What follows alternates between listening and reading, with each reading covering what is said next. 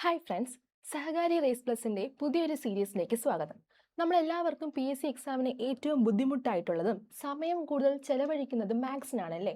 എന്നാൽ നമുക്ക് ഈ മാത്സ് ക്വസ്റ്റ്യൻസ് വളരെ എളുപ്പത്തിൽ, വളരെ ഈസി, വിത്തിൻ സെക്കൻഡ്സിൽ ചെയ്യാൻ നോക്കിയാലോ? നോക്കാം. നമുക്കിന്ന് ഒരു ക്വസ്റ്റ്യൻ എളുപ്പത്തിൽ എങ്ങനെ ചെയ്യാമെന്ന് നമുക്ക് നോക്കാം. അടുത്തടുത്ത രണ്ട് ഇരട്ട സംഖ്യകളുടെ ഗുണനഫലത്തിന്റെ കൂടെ ഒന്ന് കൂട്ടിയാൽ 289 ലഭിക്കും. സംഖ്യയുടെ തുക എന്ത്? ഇത്തരം ക്വസ്റ്റ്യൻസ് നമ്മുടെ പി എസ് സി എക്സാമിന് വരുന്നതാണ്. ചെയ്യാൻ ഒന്നുമില്ല, വളരെ എളുപ്പം. ദാ എന്താണ് ഇവിടെ തന്ന ഉത്തരം? 289 അല്ലേ, 289. വളരെ ഈസിയാണ്. സ്ക്വയർ റൂട്ട് എടുക്കുക. എന്തിൻ്റെ? 289. 289ന്റെ സ്ക്വയർ റൂട്ട് എടുക്കുക. എന്താണ് സ്ക്വയർ? അറിയാമല്ലേ, 17 നമുക്ക് ആൻസർ. പ്ലസ് ആ കിട്ടുന്ന 17ന്റെ ഇരട്ടി എടുക്കുക. എന്താണ്? 17ന്റെ ഇരട്ടി. അതായത് കിട്ടുന്ന ഉത്തരം 34 ഇതിന്റെ ആൻസർ ആയിട്ട് വരുന്നത്. വളരെ എളുപ്പത്തിൽ ചെയ്യാൻ പറ്റിയില്ലേ? So simple. അപ്പൊ എന്താണ് ഇത്തരം ചോദ്യം? അടുത്തടുത്ത രണ്ട് ഇരട്ട സംഖ്യകളുടെ ഗുണനഫലത്തിന്റെ കൂടെ ഒന്ന് കൂട്ടിയാൽ 289 ലഭിക്കും. സംഖ്യകളുടെ തുക എന്ത് എന്ന് ചോദിച്ചാൽ ഒന്നും നോക്കാനില്ല. തരുന്ന 289 ആ ഉത്തരം എടുക്കുക, അതിന്റെ സ്ക്വയർ റൂട്ട് എടുക്കുക, ആ കിട്ടുന്ന ആൻസറിന്റെ ഇരട്ടി എടുത്താൽ ആൻസറായി. ഒരു ചോദ്യം കൂടെ നോക്കാം. അടുത്തടുത്ത രണ്ട് ഇരട്ട സംഖ്യകളുടെ ഗുണനഫലത്തിന്റെ കൂടെ ഒന്ന് കൂട്ടിയാൽ 441 ലഭിക്കും. എങ്കിൽ ആ സംഖ്യകളുടെ തുക എന്ത്? കണ്ടെത്താൻ വളരെ എളുപ്പമല്ലേ.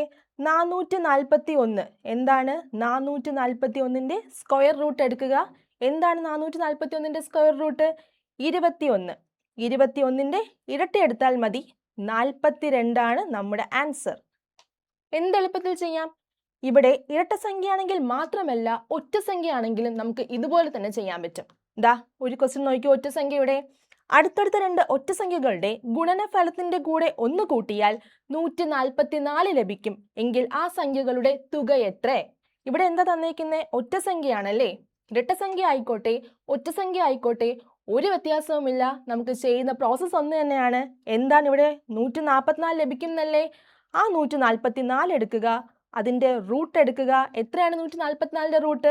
12 അല്ലേ. ആ 12ന്റെ ഇരട്ടി എത്രയാണ്? 24. അതാണ് നമ്മുടെ ആൻസർ ആയിട്ട് വരുന്നത്. അപ്പോൾ ഇത്തരം ചോദ്യങ്ങൾക്ക് ഒന്നും നോക്കണ്ട, എക്സോ വൈയോ ഒന്നും ചെയ്യേണ്ട ആവശ്യമില്ല. വളരെ എളുപ്പത്തിൽ നമുക്ക് എന്ത് ചെയ്യാം? ആൻസർ എടുക്കുക, അതിന്റെ സ്ക്വയർ റൂട്ട് എടുക്കുക, കിട്ടുന്ന ആൻസറിന്റെ ഇരട്ടി എടുത്താൽ നമുക്ക് ആൻസർ ലഭിക്കും. സോ സിമ്പിൾ അല്ലേ. ഇനി ഇങ്ങനെ ക്വസ്റ്റ്യൻ വന്നാൽ നിങ്ങൾ ഉറപ്പായിട്ടും ചെയ്യില്ലേ? അപ്പോൾ ഇതാ നിങ്ങൾക്കായിട്ടുള്ള രണ്ട് ക്വസ്റ്റ്യൻ ആണ് ഇവിടെ തന്നിരിക്കുന്നത്. ഉറപ്പായിട്ടും ചെയ്യുക. ചെയ്ത് ഇതിന്റെ ഉത്തരം കമന്റ് ചെയ്യണേ. അപ്പോൾ എല്ലാവർക്കും ഇത് മനസ്സിലായെന്ന് തോന്നുന്നു.